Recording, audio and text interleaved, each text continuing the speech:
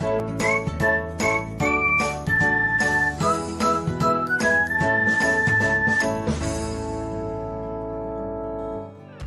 everyone, welcome back to another episode of Technologyglance. Today, in this video, I'm going to guide you through how you can automatically use on-the-go mode on Meet. So, let's get started.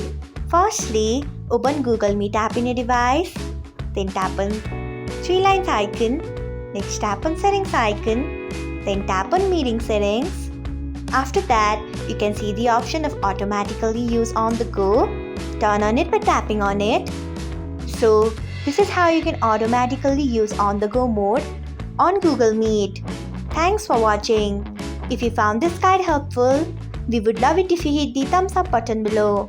We upload great new tech tutorials like this one every day. So, do not forget to subscribe to our channel and hit the bell icon so that you'll never miss another update.